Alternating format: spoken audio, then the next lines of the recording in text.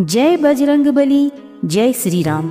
भक्तों, आज एक ही पल में हनुमान जी आपकी किस्मत बदल देंगे और आज का यह श्री रामचंद्र जी का मंत्र सुनने के बाद आप दुनिया के सबसे अमीर व्यक्ति बनने वाले हैं। क्योंकि दोस्तों, आपने तो सुना ही है, श्री राम जी चले न हनुमान के बिना, हनुमान जी चले न श्री राम के बिना। इसलिए भक्तों, शास्त्रों और वेदों में इस मंत्र की अपार महिमा बताई गई है।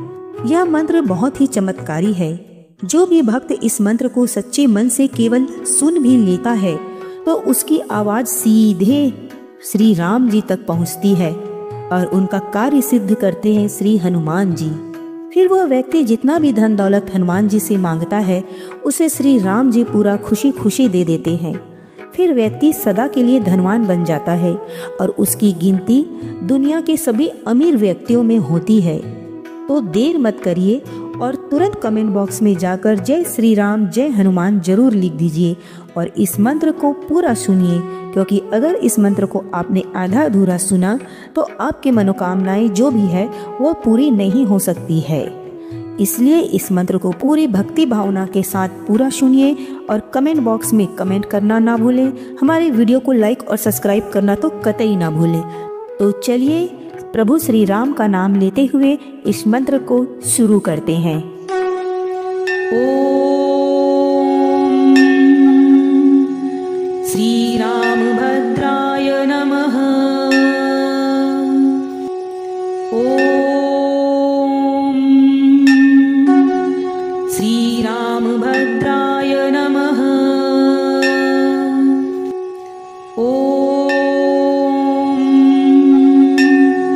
श्री राम भद्राय नमः। ओम श्री राम भद्राय नमः। ओम श्री राम भद्राय नमः।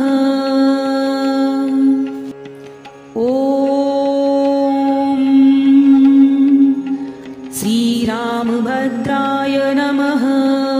ओम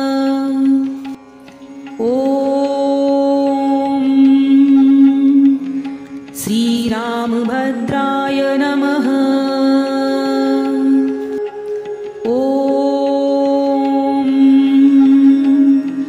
श्री राम भद्राय नमः।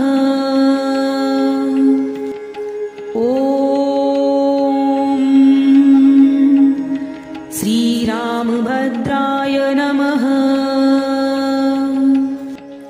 ओम श्री राम भद्राय नमः। ओम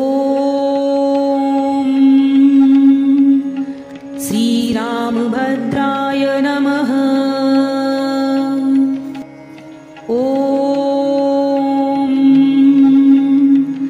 श्री राम भद्राय नमः।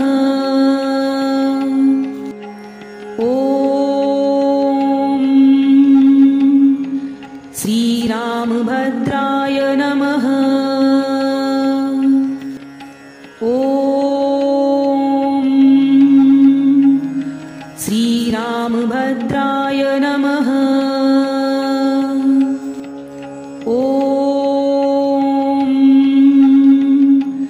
श्री राम भद्राय नमः। ओम श्री राम भद्राय नमः। ओम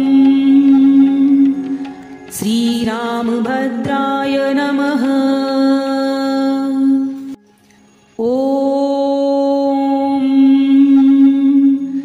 श्री राम भद्राय नमः। ओम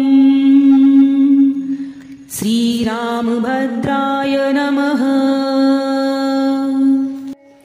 ओम श्री राम भद्राय नमः।